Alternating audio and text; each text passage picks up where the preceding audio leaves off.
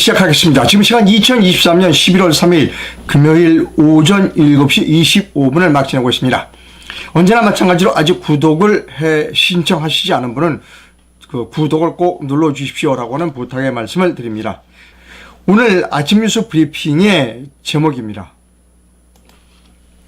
스스로 탄핵의 올가미를 목에 걸고 있는 윤석열. 이것이 오늘 아침 뉴스 브리핑의 제목입니다. 여러분, 제 얼굴 옆에 지금 윤석열 대통령이 고개를 숙이고 있는 모습의 사진입니다. 좀 더 큰 사진을 보여드리도록 하겠습니다.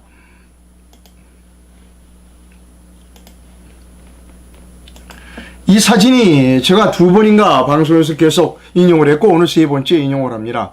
이 사진에 대해서 이제 여러분들이 저에게 많은 말씀을 해주고 계십니다. 저거, 아주 악의적인 이 왜곡이라는 겁니다. 합성은 아니고 악의적인 왜곡이다라고 하는 겁니다.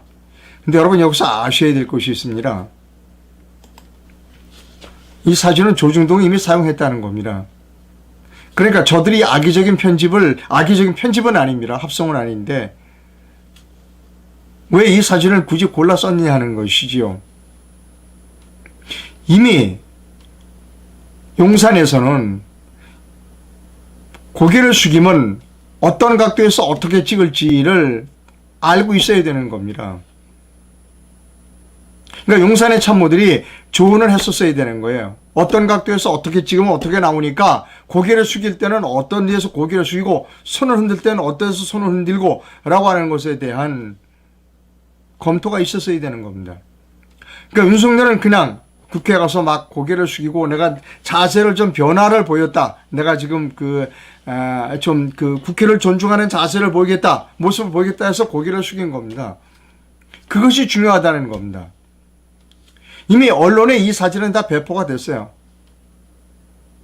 이걸 가지고 우리가, 그거 아니에요. 교묘한 이 각도입니다. 그렇게 얘기해봐야 아무 의미가 없다는 겁니다. 지난번에 박근혜 전 대통령의 중앙일보의 인터뷰 기사, 거기서 얘기했어요. 국민 여러분 죄송합니다. 그거라는 겁니다. 중앙일보는 그걸 헤드라인으로 뽑았어요. 그 뒤에 자질구레한 거는 아무 의미가 없는 겁니다. 그래서 언론에 인터뷰를 한다든가 언론에 나올 때 정치인은 그 메시지가 중요하다는 겁니다. 이미 이 윤석열이는 고개를 숙인 거예요. 그걸 가지고 이제 안쓰러운 우리 우파 국민들은 그게 편집이 잘못됐습니다. 중앙일보가 왜곡했어요. 아무 의미 없는 얘기입니다. 이미 다 나간 얘기예요. 윤석열 대통령이 국회에 갈 때는 내가 국회를 존중하는 모습을 보여줘야지. 그래서 상징적으로 보여주기 위해서 내가 오늘 가면 고개를 숙인다라고 하는 생각을 가지고 고개를 숙인 거예요. 앞으로도 이 사람은 계속해서 고개를 숙일 사람이라는 겁니다.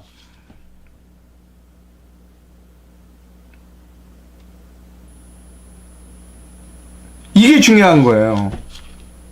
앞으로도 이 사람은 계속해서 고개를 숙일 거라는 겁니다. 즉, 국회에 잘못된 국회를 뜯어고치려고 할 생각이 전혀 없는 사람이라는 겁니다. 이게 중요한 사실입니다. 자, 그 다음에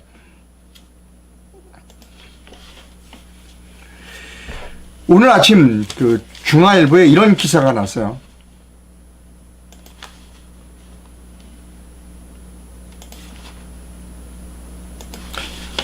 김성탁 중앙일보 논설위원이 쓴 기사입니다. 제목이 대통령이 스스로 언급한 단어 탄핵이라는 제목입니다. 기사는 길지만, 칼럼은 길지만 딱 하나입니다. 요점은 뭐냐면 R&D 예산 삭감을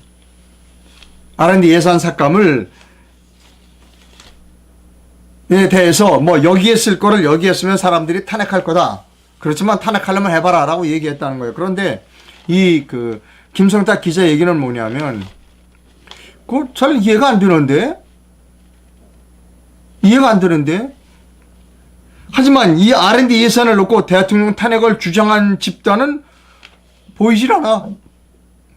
R&D 예산을 이쪽에 쓰면 내가 탄핵하겠다 라고 얘기한 사람이 없다는 거예요.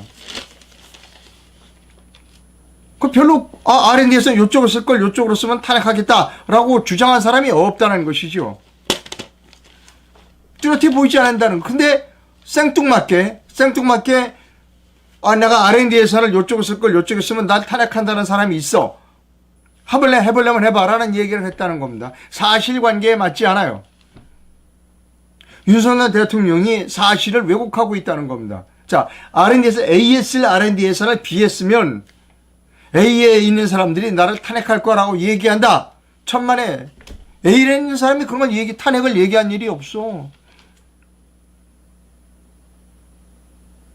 그런데 생뚱맞게 저 A라는 사람이 나를 탄핵한다. 탄핵해볼 테면 해봐. 아니에요. 지금 윤석열 대통령이 탄핵당할 거야. 탄핵할 거야가 아니에요. 탄핵당할 거라고 주장하는 사람이 있어요. 대표적인 사람이 접니다.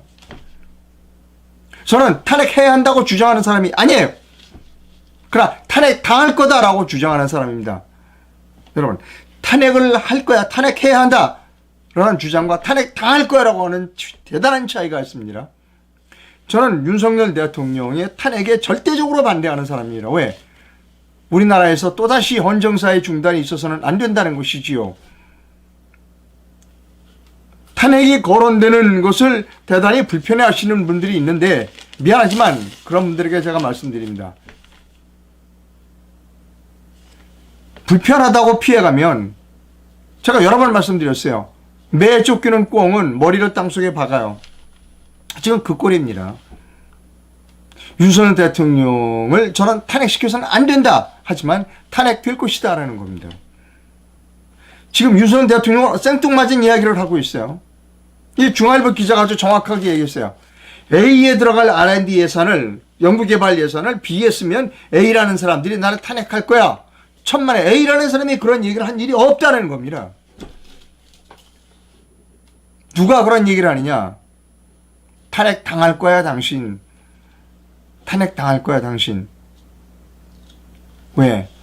당신이 침묵하면, 부정선거에 침묵하면 당신은 탄핵당할 수밖에 없어. 이겁니다. 자,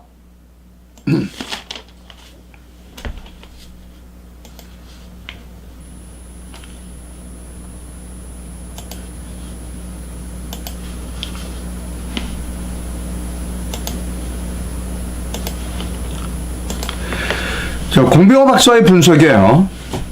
지난 강서구청장 보궐선거에서 7.5%를 더 사전선거를 부풀리게 했다. 내년 4월 10일에 그들이 5%만 부풀려도 더불어민주당의 의석수는 203석이 넘는다. 그러면 탄핵선을 넘겨. 개헌선도 넘기고 탄핵될 거야.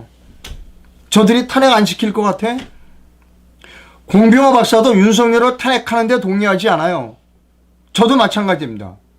그러나 탄핵된다니까요. 이게 문제예요. 지금 윤석열 대통령은 생뚱맞은 얘기를 하고 있어요. 탄핵시킨다는 사람 없어. 우리 우파에서.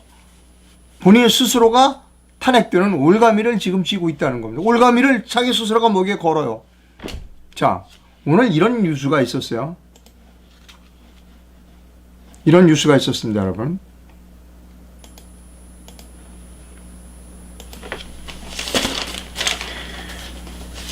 조선일보 기사입니다. 대통령 거부권도 무력화가 가능하다. 벌써 총선 200석을 거론하는 야당이라는 제목입니다. 읽어드립니다. 더불어민주당 인사들이 내년 4월 총선 득표로 200석을 말하고 있다. 지난번 총선 대승 때 차지했던 180석보다 20석이 많다. 서울 강서구청장 보궐선거에서 크게 이긴 여세를 몰아가겠다는 건데 당 안에서는 20년 집권 운운하다가 5년 만에 뺏긴 걸 잊었나라는 이야기도 있었다. 정동영 민주당 상임고문은 지난 1일 KBC 광주방송에 출연해 수도권을 석권하면 200석을 못하라는 법도 없다. 수도권도 준비되어 있다는 걸 강서에서 보여준 것이라고 얘기했어요. 여러분, 200석 넘는다고 그러잖아요. 넘는다고 그러잖아요. 200석. 누가? 공병호 박사가 얘기하잖아요. 예? 200석 넘는다고 얘기하잖아요. 야당에서 200석 넘기겠다고 지금 호언장담하고 있잖아요. 여러분, 증거를 보여드릴까요? 4.15 총선 때였었냐? 180석 간다고 주장한 사람이 있었어요. 4.15 때. 보여드릴게요.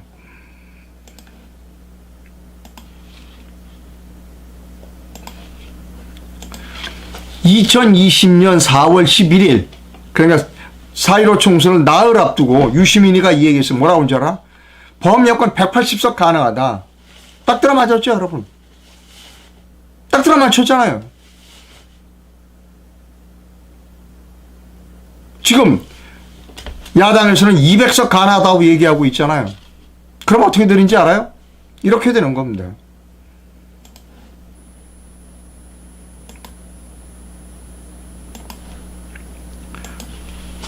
이 신문은 2018년 9월 18일에 보도된 기사입니다. 이해찬이 20년 집권하면 50년 집권해야 된다는 거 아닙니까?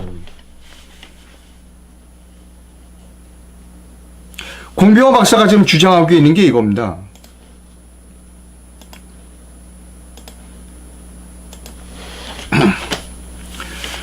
내년 4월 총선에서 강서구청장처럼 그대로 사전선거를 그대로 부정선거를 하도록 내버려 두면 200석 넘긴다 이거예요.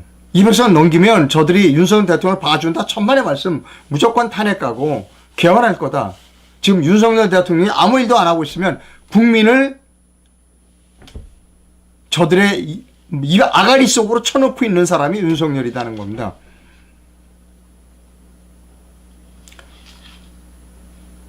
이거 중요한 얘기예요.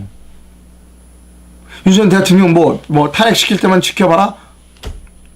윤석열 대통령 탄핵되면 어떻게 돼요? 일당 독재로 들어가는 겁니다. 50년 동안 좌파 정권 밑에서 살고 그들은 개헌을 하고 100년 갈지도 몰라요. 왜 그렇게 무책임한 얘기를 해요? 윤석열 대통령은. 탄핵시킬 때만 지켜봐라? 탄핵되면 어떻게 된다고? 우리나라 일당 독재 되는 거예요. 좌파 독재 되는 겁니다. 회원할 수 없을 거예요 아마. 대통령 우리가 탄핵당하지 말라고 대통령을 찍어줬잖아요. 박근혜 대통령을 탄핵시킨 윤석열을 다시는 헌정사에 중단이 없어라 라고 윤석열을 울며 폭포처럼 가슴에 흘러내리는 폭포처럼 흘러내리는 눈물을 머금고 찍어줬잖아요. 근데 탄핵시킴 때문에 시켜봐라. 그리고 여기에는 그냥 모른 척 눈 감고 있어? 그게 해야 할 일입니까? 그렇게 무책임해요 사람이?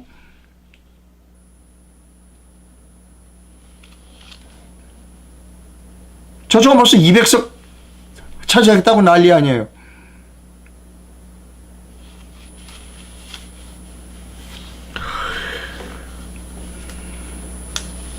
자, 그런데 조중동 푸닥거리하고 무당들이라고 그랬죠. 오늘 조선 무당이랑이 무슨 푸닥거리를 했는지 여러분께 보여드립니다. 박성문이라는 무당이 있어요. 조선일보에. 이 사람은 자주 글을 쓰는 사람입니다. 여권, 자기 의자, 다리를 스스로 톱으로 잘랐다 하는 건데요. 강서구청장 선거, 총선 시험 정답 알려줬다. 자, 중도, 국민의힘이 좋아서 찍은 강성 지지층은 30%다. 중도 2030이 필요해서 찍게 만들어야 한다. 또 중도 타령하고 앉아있어요. 지금 국민의힘이 좋아서 찍은 강성 지지층의 30%가 돌아서고 있다는 얘기는 안 해요. 왜? 부정선거 입 다물고 있으니까. 그래서 이 양반은 어떻게 하고 있냐? 윤석열 대통령이 탄핵당하지 않으려면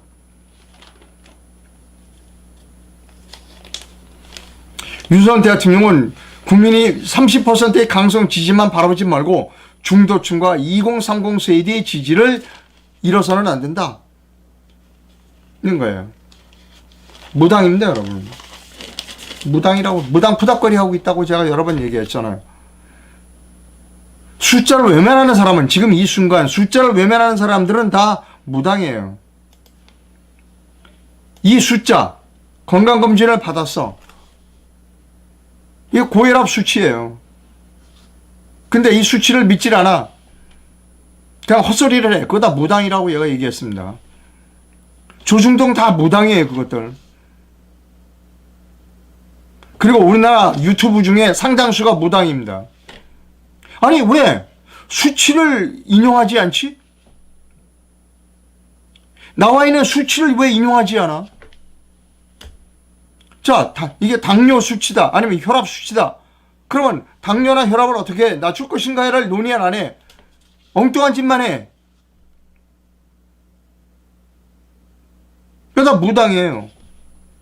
요즘 새로운 무당이 생겼어요. 부정선거에서 토론하자고는 토론 무당이 생겼어요. 뭘 토론하고 앉아있어. 이거를 규명해야지. 참 딱한 사람이, 제가 보면 참 딱한 사람이 두 사람이 있어요. 호남의 주동식 씨, 저는 굉장히 훌륭하게 봤어요. 근데 그 양반 이상해졌어. 뭐 지금도 오늘 계속 페이스북에 토론하자고 글을 올려. 아니 무슨 토론을 해. 이 수치가 무엇인지를 규명을 해야지. 수사하면 나오잖아. 예? 그 다음에 또 한 사람, 한민호 씨. 저도 한민호 씨 굉장히 훌륭하다고 생각했어요. 문화장부 장관 지켜야 된다고 제가 얘기했어요. 근데 그 양반도 토론하지. 무슨 토론을 해. 수치가 나왔는데 이 수치를 규명하라는 수사하라고 하면 되지. 대한민국은 지금 조중동이라고 하는 무당, 그리고 우리가 믿었던 사람들, 그 사람들이 우리를 실망시키고 있어요. 토론하지. 여러분, 저하고 그 사람하고 토론해서 내가 졌다. 그러면 부정선거가 아닌 게 바뀌어요? 수사하라고 하면 되는데 왜 자꾸 토론하자고 그래요, 저보고. 공병호 씨 보고 토론하자고 그래. 이게 뭘 토론할 거야? 그 사람들이야말로 윤석열 대통령 탄핵을 바라는 사람들이에요. 주동식 씨나 한민호 씨나 조중동 다 윤석열 대통령 탄핵을 바라는 사람들이고 탄핵을 바라는 무당들입니다. 이상로는 절대로 윤석열 대통령 탄핵을 원치 않아요. 이거를 빨리 규명하라는 겁니다. 수치가 나왔으니까, 당뇨 수치가 높게 나왔으니까 어떻게 당을 낮출 것인가를 연구해야지. 왜 자꾸 헛소리라고. 대통령도 헛소리라고, 조중동 헛소리하고, 주동식이 헛소리하고, 한민호 헛소리 한다니까. 대부분의 유튜브들도 지금 헛소리를 하고 있어요.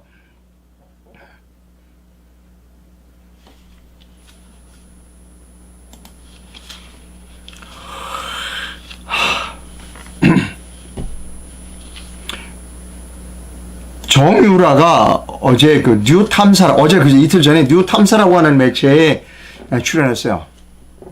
태블릿 PC는 김한수 거다. 근데 김한수가 청와대에서도 횡령을 했다. 그 횡령을 눈 감아주겠다라고 해서 윤석열과 한동훈이 그 눈 감아주는 것을 조건으로 태블릿 PC로 조작했다라고 하는 증언을 했습니다. 미디어워치 기사를 잠깐만 여러분께 인용해 드리겠습니다.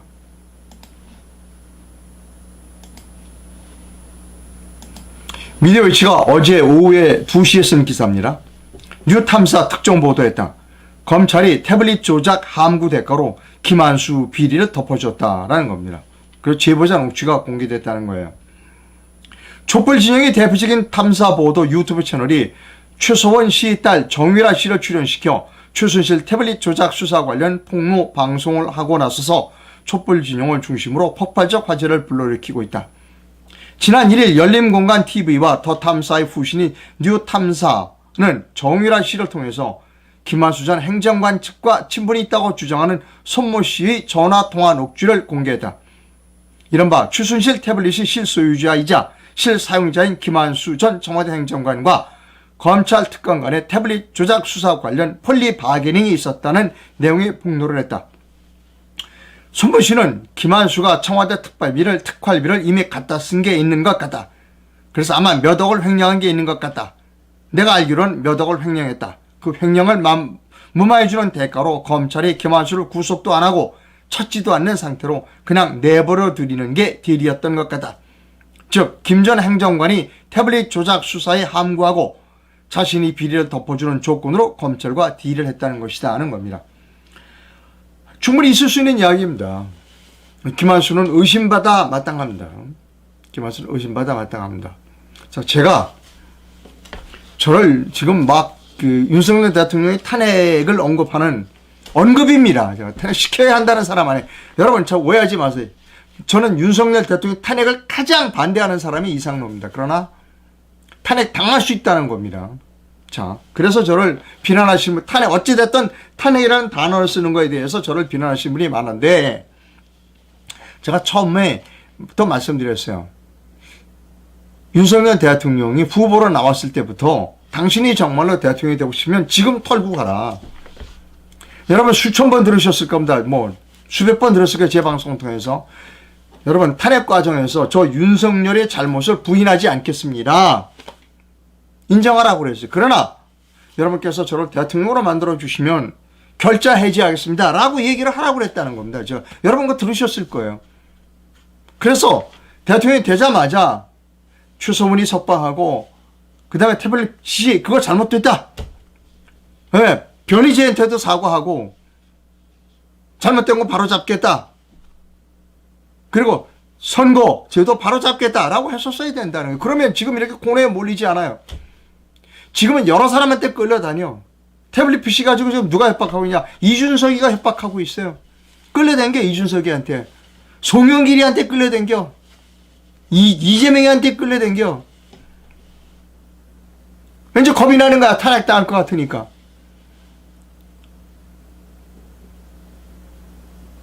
전 여러 대통령을 겪어봤지만 이렇게 무능한 대통령은 처음 봤어요. 윤석열이처럼 무능한 대통령은 보다 처음 봤습니다.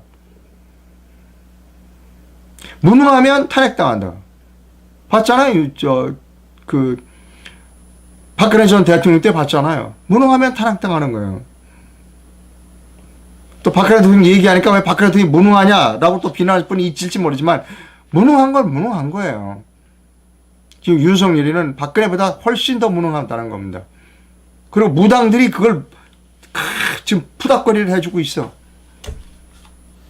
이래서 나라는 망하는 겁니다. 내년에 저쪽에 200석 만들어주면 개헌하고 윤석열 탄핵하고 한동훈이는 우병우처럼 감옥 갈 겁니다.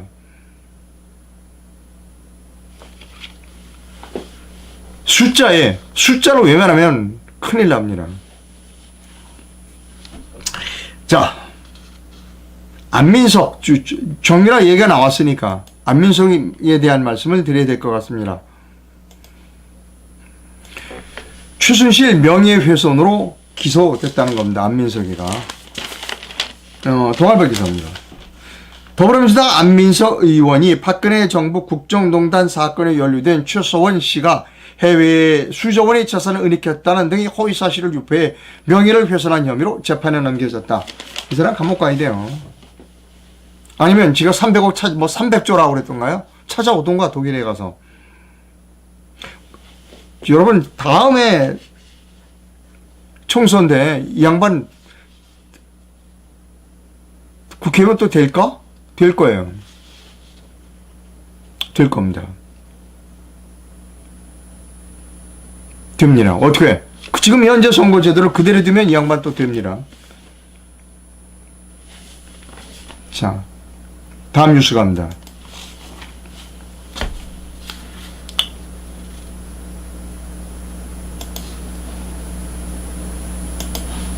지금 그 여당에서 뭐 메가시티라고 해서 수도권 김포를 서울시를 편입하겠다.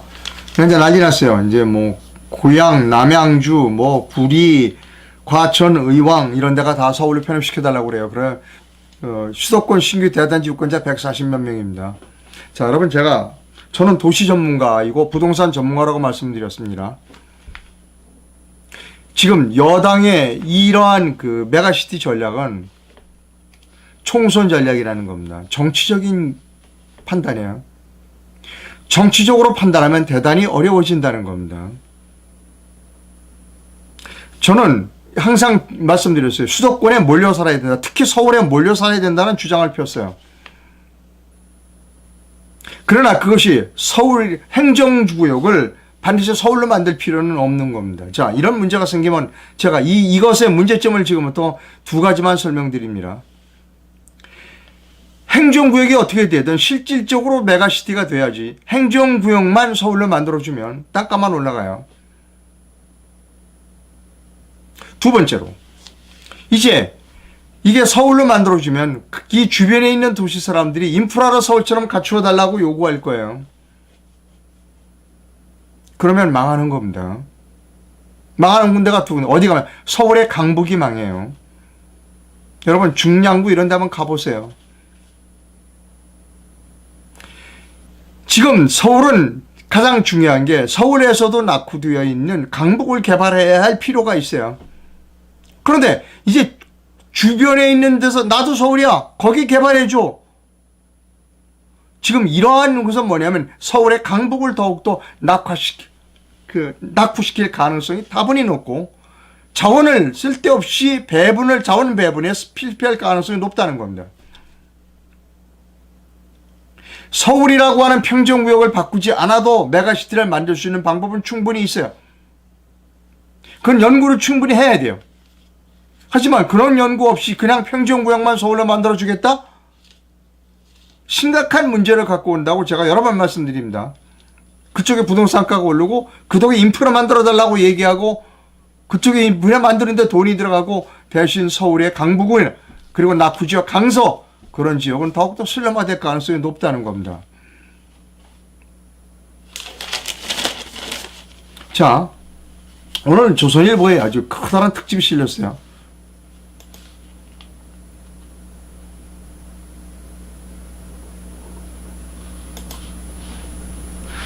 더 집을 지으라는 겁니다. 어디에? 도심에 집을 지으라는 겁니다. 멀리 나가지 말고 도심에 집을 지으라는 거예요. 제가 항상 얘기하잖아요. 강북을 개발해야 된다고. 강북을 높게 개발하면 우리나라 주거 문제는 해결이 돼요. 그리고 메가시티는 기능별로 메가시티를 만들어야지 행정구역만 서울로 만들어서 메가시티가 되는 게 아니라는 거예요.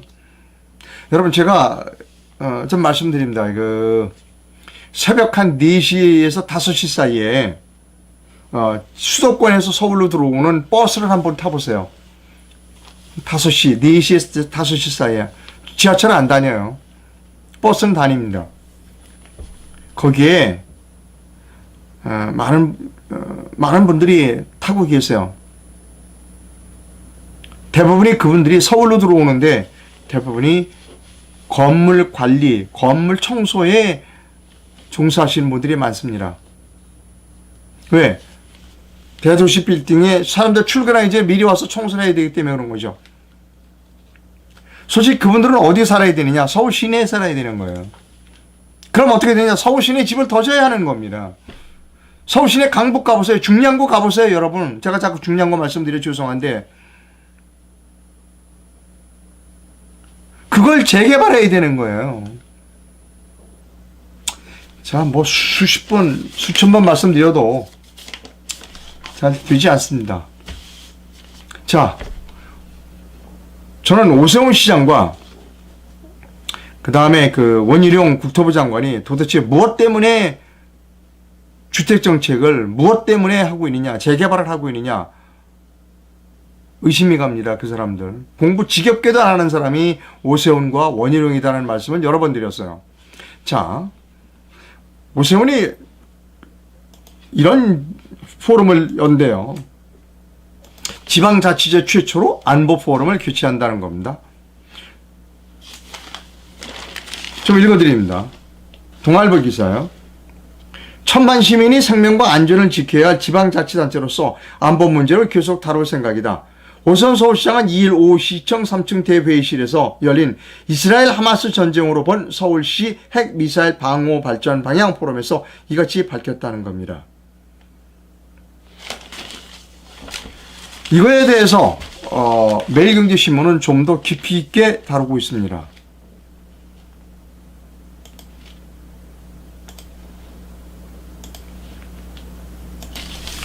지하의 대피 공간 만들으라는 겁니다. 이건 제 주장과 똑같아요. 자, 지하의 대피소를 만들려면 돈이 들어가죠. 예산 많이 써야 될까요? 세금 많이 걷어야 될까요? 저는 그렇게 하지 말라는 거예요. 서울의 재개발 용적률을 용적률을 높여주라는 겁니다. 재개발 재건축할 때 그래야 수익성이 나야, 사업성이 나야 지하 대피소도 만들고 한다는 것이죠. 지하 수조도 만들고. 근데 서울시에 하는 짓거리는 뭐냐? 용적률을 안 올려줘. 그리고 재개발 못하도록 무슨 부담금을 좀 잔뜩 떠넘겨. 그러니까 못하는 거예요. 그래 놓고는 이제 지하에 대피소 만든다고 또 세금 올려야 된다는 얘기를 할 거라고요. 그래서 중요한 거는 도시 정책이 있고 그 뒤에 부동산 정책이 있고 부동산 정책 밑에 가격 정책이 있어야 된다는 거예요. 근데 원희룡이나 오세훈이나 모두 가격 정책 가지고 주물딱거리고 있다는 겁니다. 그러니까 지금 강남이나 이런 데 지금 재개발한 데 가보세요. 재개발 재건축인데 제 대표소 있나요? 없죠. 아파트가 더 늘어났나요? 늘어나서 기껏해야 1.5배예요. 어떻게 됐냐? 가격만 높여줬어요. 가격만 높여줬어.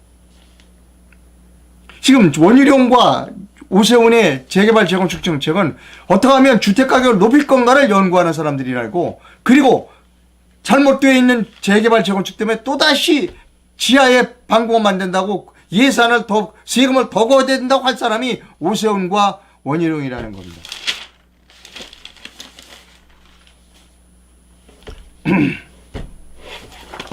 그 다음 갑니다.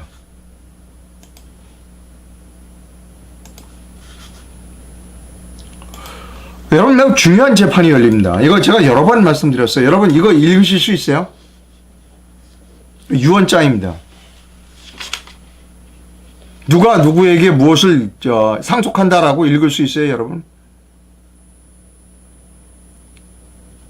이거 제가 여러 번 말씀드렸어요.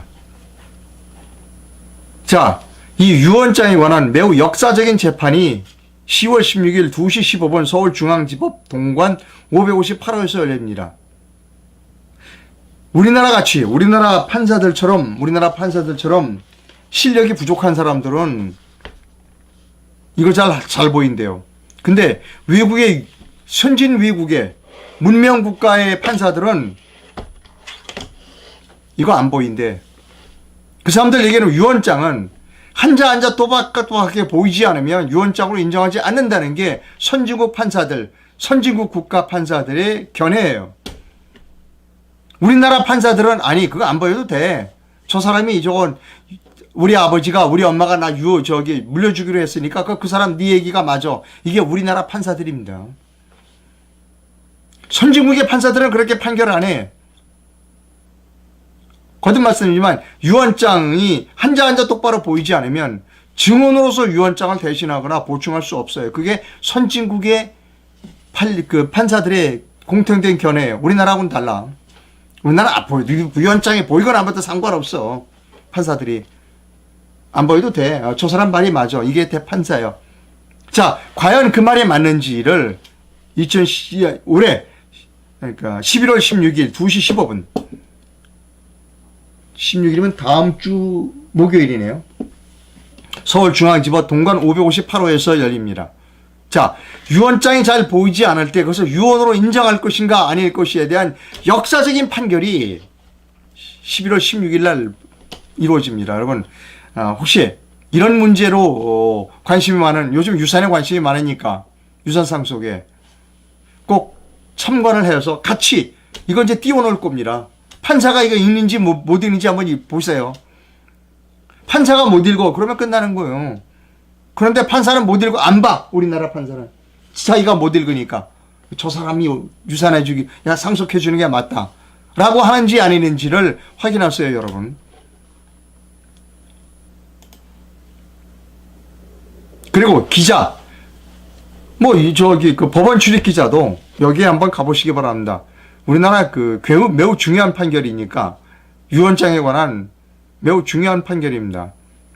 16일 오후 2시 15분 서울중앙지법 동관 558호 자필 유언장 문서 검증이 이루어집니다. 자, 여의도의 내일로 미래로 당사를 크지는 않고 남루하게 하지만 오픈을 했습니다. 어제도 많은 분이 오셨고요. 와서 내년 총선과 관련하여 출마 의사를 밝히신 분도 있습니다. 내년 총선에 출마하실 분들은 제게 전화 주시거나 여의도 중앙보훈회관 501호로 오시면 됩니다. 오늘 여기서 줄이겠습니다.